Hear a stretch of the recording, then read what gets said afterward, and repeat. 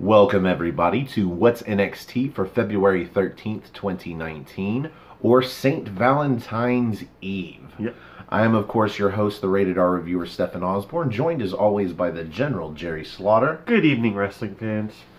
How'd you like this show, Jerry?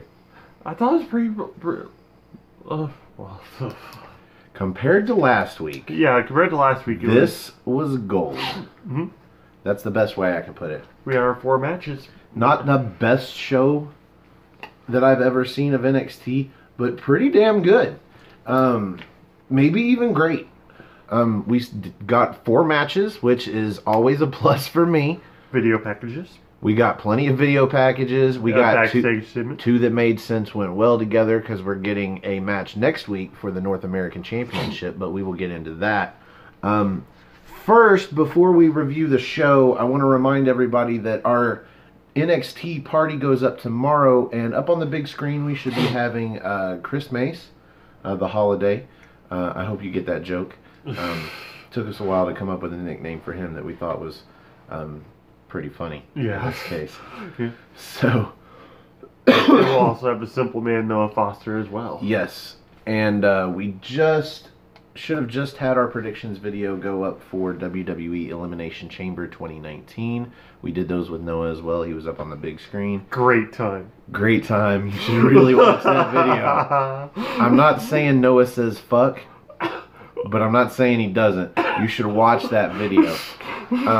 Just saying. Anyway, if you'd like to be up on the big screen and do a review of NXT UK with us, though, we'd like to have you up there. Find me on Twitter, find the General on Twitter or Facebook, find us in Armbar, leave a comment down below, let us know how we can get a hold of you.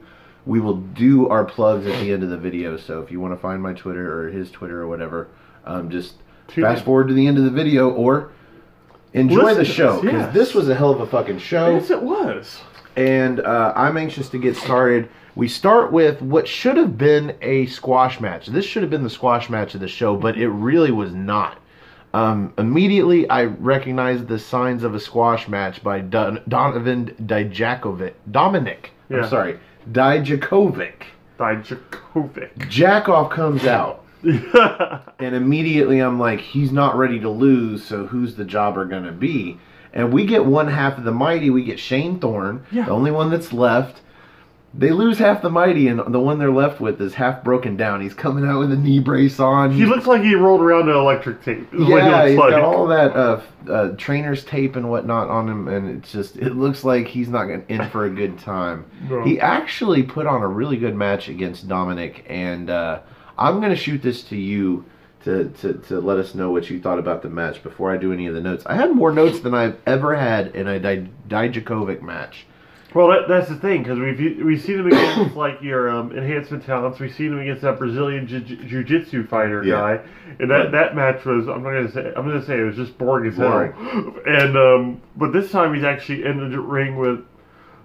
They called him a veteran. He's actually somewhat of an established NXT star, even if it was in tag team affairs. But even then, like before NXT, he was like still tagging as part of the Mighty, and I think they were called something else before then. But TM61.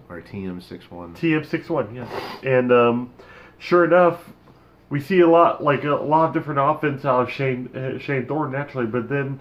The real story with the match was the arm. The arm and the leg. Shane Thorne puts about maybe 60-40 of his offense into Dijakovic's left arm and left leg. He's trying to take his power game with the arm. He's trying to take the vertical base out with the leg. And you can't smart. You can't really do feast your eyes if you can't lift the dude up and also can't use the leg to actually nail the knee. So it was like some very smart wrestling out of Shane Thorne. So basically, Thorne has got the upper hand for a while, just working over the left arm and the left leg. I mean, like you said, it's hard to stand when the guy keeps swatting your leg out. I mean, and he was dropping kicks like he just didn't care. Yeah. As long as they were landing on the left side, he was good with it. And different kinds of kicks, soccer-style kicks, and then stomp-style kicks, just Nigel McGuinness said he had the uneducated feet. He had the feet that dropped out of high school in the 9th grade. They were wild. They were crazy. They were just all over the place. So Thorne goes up to the top rope, and Dijakovic follows him up there and goes for a superplex off the middle rope. But Thorne kind of does a European uppercut that just knocks Jack off the middle rope in a backflip motion, but he lands. And then he comes and he super kicks Thorne's leg out from under him, and he topples to the outside. Yeah. And then what I never thought I would see out of a guy the size of Dijakovic, he fucking does a springboard from the ring off the top rope to the outside. Granted, he didn't do a flip or anything, but he did a corkscrew double axe handle. Yeah. And it looked sick. Yes, it did. Absolutely well, sick. You got a guy that's about 6'7", I think it is, flying at you like that. It doesn't matter if he just was going to flick you with his finger and his thumb. It would still fucking hurt. So he drops that on him, throws him back in the ring, sets him up, and we get the Feast Your Eyes, which is like that fireman's carry. Or, well, it's a... Into a knee lift, yeah. It's an inverted fireman's carry, so it's basically a torture rack into it's almost like the KOD. Yeah. Only he doesn't sit out. It's like a knee to face. Yeah. It's like a GTS. It's like a torture rack into a GTS. Yep. It's called the FYE. Feast Your Eyes. So that's what should have been a squash match, but definitely was not. It was entertaining. Yeah, absolutely. All of these matches were entertaining. The whole show was entertaining. But up next, we've got a promo by the Undisputed Era. I guess they're in the back of a semi. It looks like it. In the hauling unit, the big long box. You had those slots in the wall where the ropes would hang through just to make hold all the merchandise and whatnot into place. It's a very big truck bed. And they're just talking about this evening where they're going to show everybody that this is going to be the year of the Undisputed. And we kind of get that. A little bit of foreshadowing here. Up next, we get a recap of Io Shirai pinning Shayna Baszler last week in the women's 6-woman tag match. And this leads into an interview with Io Shirai and Kairi Sane. And Io just says... She's going after a women's title. Yeah, I mean, this is what I figured. She pinned the champion, so now she should get a championship match. Kairi Sane's about to start talking, but lo and behold, she's interrupted by one Bianca Belair, who's still quite angry about how things ended the night that last night as well, with Io Shirai more or less getting the pin, but at the same time, Bianca feels like she did all the work. But she's still completely delusional, because she's still repeating the phrase. I guess she just doesn't want to stop saying it. She's undefeated. I like how she did to Io and Kairi, just back and forth. She's not undefeated. Shayna Baszler beat her. Yes. Anyway. But she's undefeated in her heart. So, yeah, I don't know where that's going. Hopefully it's going to Bianca Belair being a full-fledged heel. And we just stop trying to pretend that she's a babyface just because the crowd likes her. Pretty much. She's a much better heel character. She's got that cockiness and attitude to her, and it's perfect. And next we have a match. Match number 2 out of a 4-match show. A match we weren't really expecting, but at the same time we got it. It was beautiful. I have so many notes about this match. Yeah. A lot of this was beforehand. So we get Humberto Carrillo. Yep. And I think new to NXT, Stacy Irvin Jr. Son of Stacy Irvin Sr. They come out for a tag match, and honestly, the way this started off, I didn't think we were going to get a tag match. We had Cassius Ohno interrupt in between entrances, so we don't find out who their opponents are. Instead, he comes out and he addresses the NXT crowd. Pretty much calls them, says he's sick of their faces, sick of their chants, sick of everything about the Full Sail University crowd, and that he was leaving. That he was gone. But the cool thing about it is he's wearing a Masato Tanaka t-shirt, which I thought was just awesome. This promo was like if you asked a 5th grade student, or 3rd grade student even, to write their version of a bad guy promo for wrestling. He comes out and he has no pizzazz. He's got no funny wit about him. Nope. He's just telling the crowd, I don't like you, and you shouldn't like me, and I'm getting the fuck out of here. So screw you guys, I'm going home. He's doing his shtick, and out of nowhere, Keith Lee comes marching down from behind him and nails him with a roaring elbow. He hits him with the discus elbow, and made famous by Masaru Tanaka. Lays him the fuck out, like he is completely out, laying on the ramp, holding the microphone up still, to the point to where Keith Lee says something like, oh no, or better yet, oh my god, he sings it. Yep. And the crowd's digging this, and then we have the entrance of the tag team that is facing the almost forgotten Carrillo and Irvin. Yep. The Street Profits. Yes!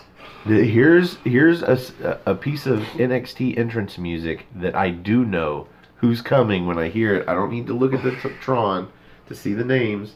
They don't even give you that. Just doom, doom, doom, doom. I'm like, oh, Street Profit time. Oh, yeah.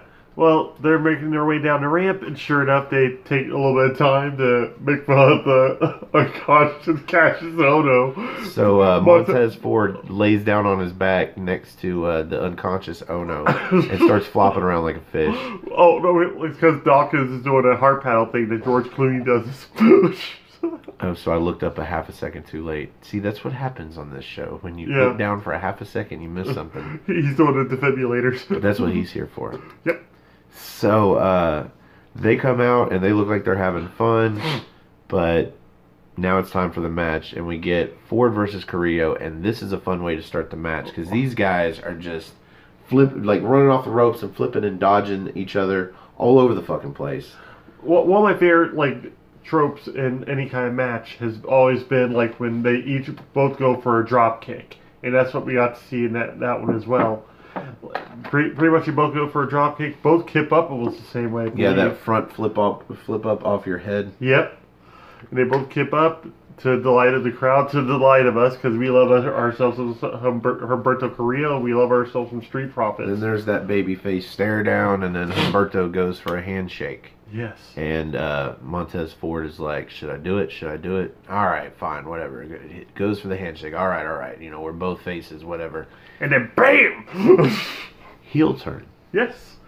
I was about to say, I wouldn't really call it a heel turn as much as he's showing attitude adjustment. I can see that, they're showing that they can still be fun on the outside of the ring, and that they'll, crack wise, they'll dance, they'll do whatever. But when it comes to in-ring work, they're not going to play around anymore. It's time to go for the titles. Yes. And you need to change your mindset, and you need to get more serious about this, and that means win the match. Yes. At all costs. Don't stand there shaking the guy's hand for 3 seconds. Nobody's in the ring. You kick him in the gut, and you take advantage. Drags him over to the corner, and we get a tag. Yep. I don't have any notes until, let's see. Ford goes with a belly to back high angle. Yes. Backdrop. That backdrop is just nasty. Folds, who was it? Irvin. Yep. In half. To the point to where the ref backed him off and went down to check on Irvin to make sure he was not, didn't have a broken neck, I would say. I was about to say, he vibrated a little bit when he hit the ground. He did that D-Lo shuffle, or not D-Lo, Devon shuffle. The commentators even... I think somehow he makes it to the ropes. I don't remember how he battles out of this, but the commentators even mention how in the hell is he still walking after Morrow's like, how? So Carrillo gets the hot tag. We see that handspring elbow. He seems like he defies gravity as long as he holds in the air after that handspring. Yeah. Because he just manages to look over his shoulder, much like EC3, and see where his opponent is, and then put a cock into his elbow, and then bring it back. Yeah. How do you have that much time? He knits a sweater while he's up there. This guy gets so much air. It's crazy. It's no wonder he's on 205 Live. I'm kind of like, though, what does it matter, though? He's still on NXT. Yeah. And I'm glad, because this was a very fun match. Not necessarily because of Irvin. Mr. Irvin Jr. was more like the punching bag of that team. Irvin, I think, was put on the team for 2 reasons. one, Humberto Carrillo needed a partner, and two, somebody needed to be pinned in a match and it needs to not be Humberto Carrillo. Now he gets one good move in. That moonsault. I'm gonna get there, but after that handspring elbow by Carrillo, he goes for that spring arm drag, where he goes for an arm drag and he springs off the top rope. This time he converts the arm drag from Ford to Dawkins. Or was it from Dawkins to Ford? Dawkins to Ford. It was Dawkins to Ford. And then does a deep arm drag onto Ford. Yeah. Fucking amazing. Yeah, he just goes up for a missile drop kick, and here's another instance where he gets more air than a guy should be allowed to do. But this is a perfect match because so does Montez Ford. Just his ability to leap from a standing position over the top rope. It rivals that of Ricochet. Yeah. Even Ricochet has to put some run into it. When Ford did it, it looked like he stopped his run and then planted his feet and jumped. Yeah. Wow. So these two guys, I want to see them in a one-on-one match. Oh, yeah, that'd be really good. So, missile drop kick by Carrillo into that inverted rolling thunder where he lands it with a standing moonsault. We get a near fall. Then Irvin goes up top with a tsunami salt, I think is what they call it. High angle moonsault. Not only high angle, but very close to the ropes. Yeah.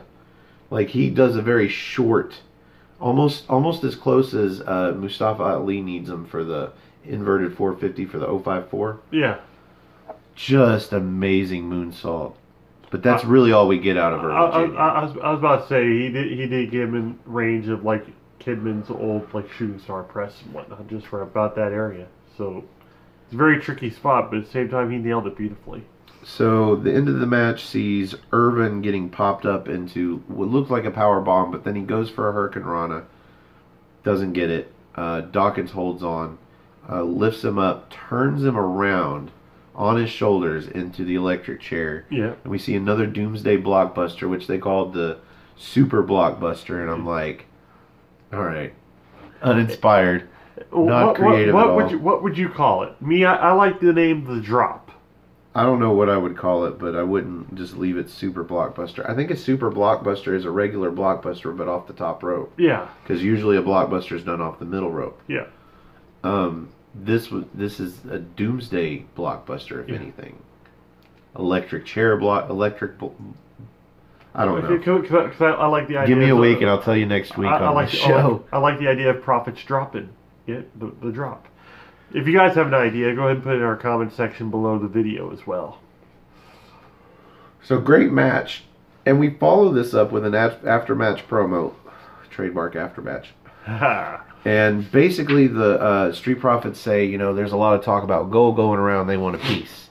And they don't care if they got to go to war to do it. So basically... We were like War Raiders. Yeah. And they then blatantly call out the War Raiders. We want you. We want the gold. But we don't get them. We don't get them. We get Fabian Eichner and Marcel Bartel. Which gets us super excited. I'm super excited. Oh, yeah. Even though it doesn't make sense, because they say nobody deserves title shots more than they do. And I'm like, I don't think you've won any matches on NXT. I think you skipped the part where they said, where Bartel said, 9. Oh, you could just assume when he does talk, he's going to say 9. We actually got more out of him, I think, this week onto the mic than we did when he addressed Walter or Volter on. We got way more out. We got way more out of him. So we're starting to hear more. He's coming off like a diehard villain. But that's not all. Now we get Oney Lorcan and Danny Burch come out. And they want a piece of the action. I don't even think they got a microphone. They didn't say anything. But we are now interrupted by the team that matters, the War Raiders. They come out with the titles over their shoulders because it don't fit around their waist. Nope. That's his joke, by the way. So they're basically like, you want it? You want us? Come get us. We're right here. Yeah. And nobody gets the opportunity because the Undisputed Era, everybody except Adam Cole. Yeah. So we have Bobby Fish, Kyle O'Reilly, and Roderick Strong. All three of them come out and attack the War Raiders from behind, throw them into the ring, and then everybody attacks them. While the Undisputed Era is just like, ha ha ha, and they tail it back up to the stage. And the War Raiders fend off everybody in the ring. Let's take a second to talk about the Undisputed Era's beards. Because we skipped over this part during their trailer conversation earlier. It's the fact that Roderick Strong really looks like he's trying to grow in the beard to be with the rest of the gang. Well, he's got the 5 o'clock shadow going on. Yeah. But I think it's just their version of the growth of a beard, because in order it goes the 5 o'clock shadow of Roderick Strong into more of a couple of days growth by Adam Cole to maybe a week or two by Kyle O'Reilly, and then you've got a real beard going on with Bobby Fish. That's my thought. They are the new evolution. So, Undisputed Era, they kind of get out of all of this, but the War Raiders, man, they dumped, who was it? It was Oney Lorcan over the top rope. Yeah. And just throw him out into everybody. But then Undisputed Era is up on the ramp, or on the stage, just looking on like... They look thwarted. Yeah, completely thwarted. Their efforts for naught. And very well put. I'm hoping that this is going to, and this was your idea, end up in a fatal 4-way tag match or a 4 corners tag match with Oney Lorcan and Danny Burch, Eichmann and Bartel. Who are the other teams here? And Bartel. Street Profits. Street Profits, and I guess Undisputed Era. I say Undisputed, yeah. Or maybe no era because they're the former champs. And it's just War Raiders, and it's for the titles. That'd be interesting, but I don't think they put them in a 4-way match for the first title defense. Fucking why not, man? So, up next we've got a video package for Johnny Gargano. We are likewise going to get a video package for Velveteen Dream. This is promoting the match next week for the North American Championship. Which needs really no promoting at all. Velveteen Dream, Johnny Gargano. Now, which video package did you like better? Because I thought the Johnny Gargano video package was a little misleading. Yeah, I still like Velveteen Dreams better because, like, it's still showing how he's, like, one of the main attractions, the main events and whatnot. And he's not even part of the show, like his appearance at TakeOver. Well, it chronicled his domination, I guess, of the Worlds Collide tournament. He was the second to last person in the ring, wasn't he? Yeah. In the initial Battle Royal, and then won the whole thing, and got a chance to fight for any title. 3 that he qualifies for, because I don't believe he's under 205. No. He could have gone for the NXT Championship. That would be my number 1 choice. The NXT UK Championship, that would be my number 2 choice. Or the one he's actually going for. Makes no fucking sense. The North American title. But I am glad to get the match between him and Johnny Gargano off the back of it. Oh, yeah.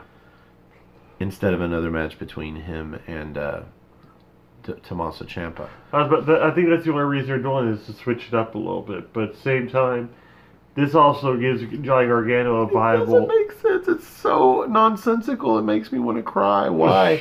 Why would he go for the North American title when he could have gone for the NXT title? I think he would have gone for the NXT title if he was on Gargano.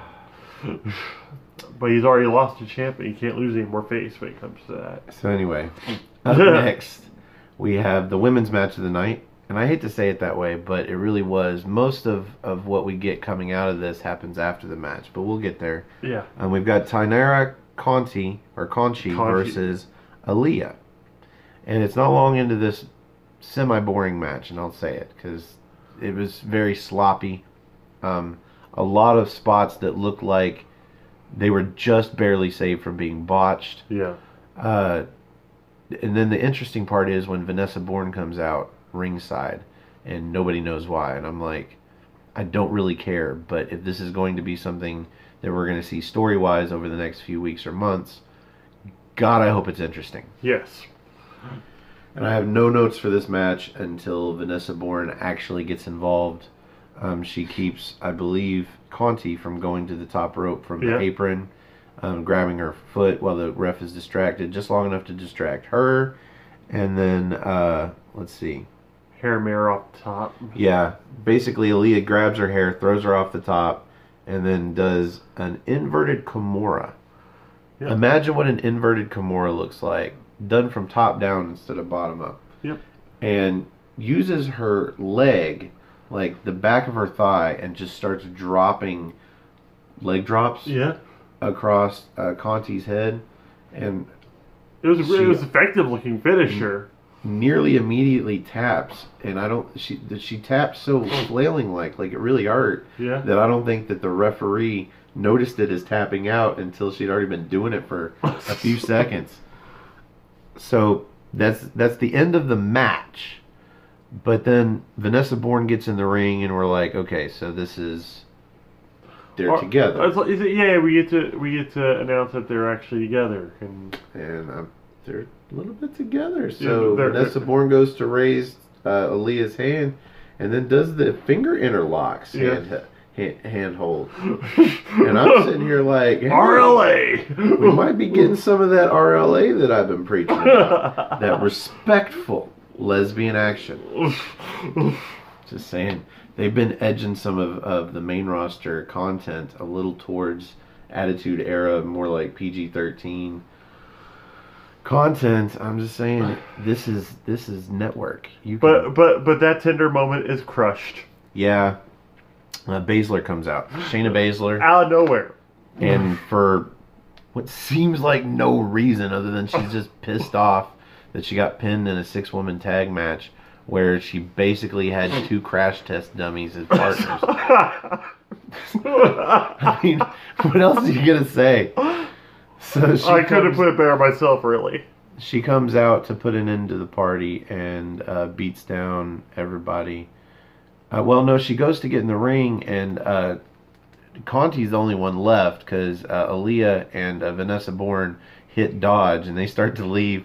But they're backing up the rampway like idiots, looking at Baszler. So Duke and Shafir. Yeah.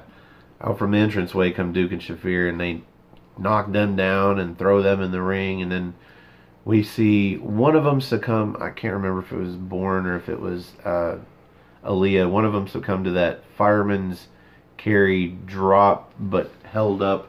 And then Duke goes for the kick. And this time it was a little different than just a kick. Like, she kind of grabbed her toe and then snapped into the kick.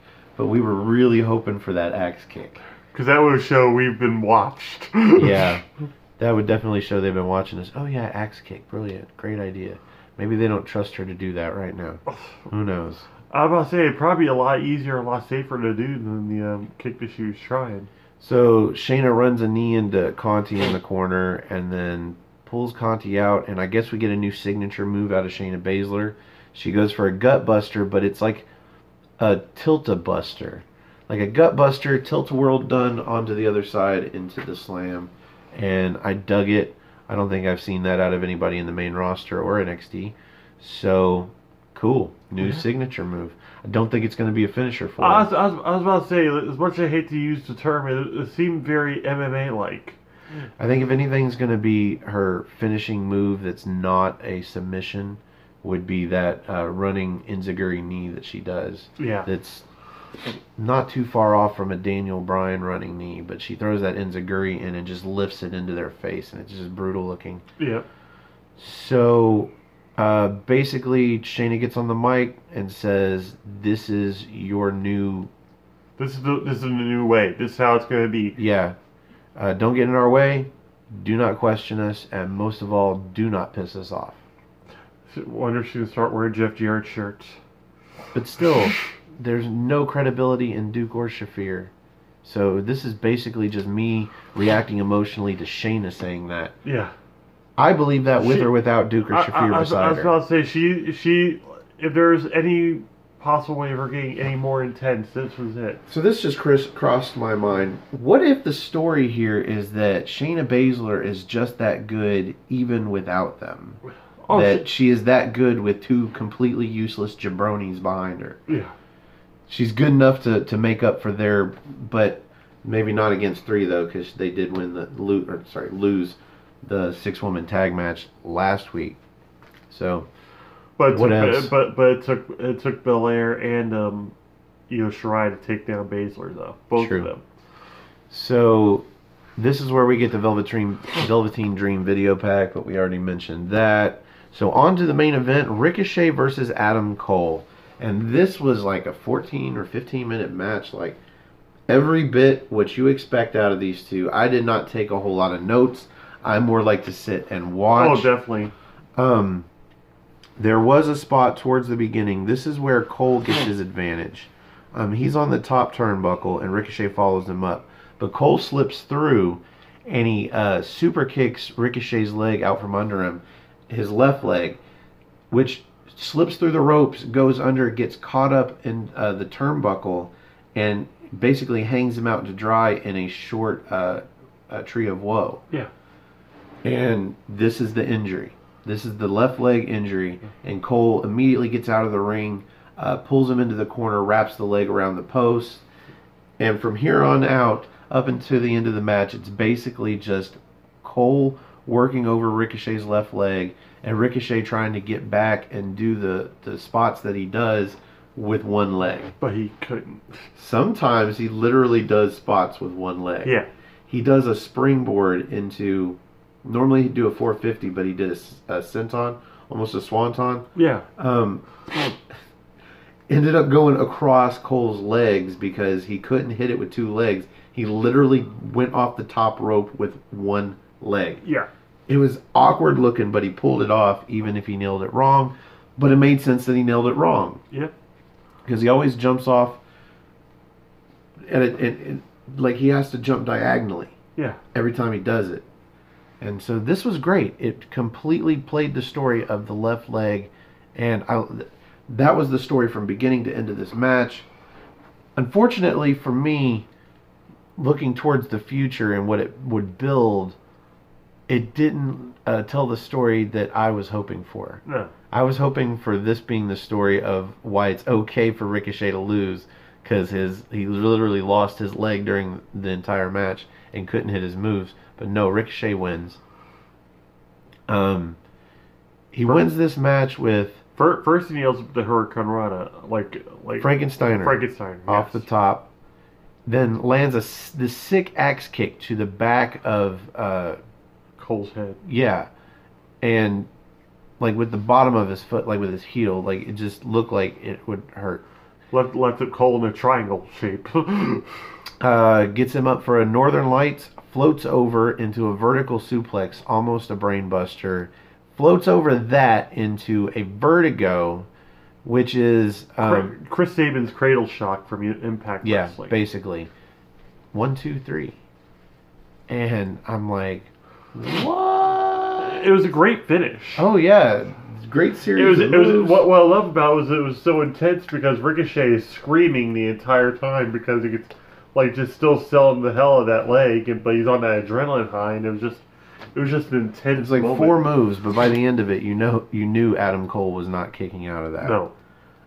I would have preferred to see Adam Cole win. Like, he needs momentum right now because he has completely been flatlined. Yep. I mean, he was the one that got pinned in the halftime heat. So after this, Undisputed Era comes out. The rest of them, they do an aftermatch beatdown on Ricochet, and then of all people, Aleister Black comes out. But by this point, it's him versus at least 3, if not 3.5, because Adam Cole's, back to being able to kick ass, and he gets laid out. So we end the show with Undisputed Era standing tall over Ricochet and Aleister Black. And what does that mean? And why did Aleister Black come out to help Ricochet in such a dumbass way? It's not like he came out with 1 or 2 other people. It's just him. I think if War Raiders will come out, people will be like, oh shit, it's War Games all over again. Instead of Pete Dunne, we're getting Aleister Black. It's got to have been somebody. Kona Reeves turns face, comes out, helps Aleister Black. I think anybody but Aleister Black, because right now, yeah, it's like, okay, we get it. Aleister Black is a good guy. We got that in halftime heat. We got that prior to his match with Johnny Gargano. His whole comeback has been him being a good guy. Even before then, he was still a face. We don't need any more of it, justification that Aleister Black is actually a face in this company. He needs something to do.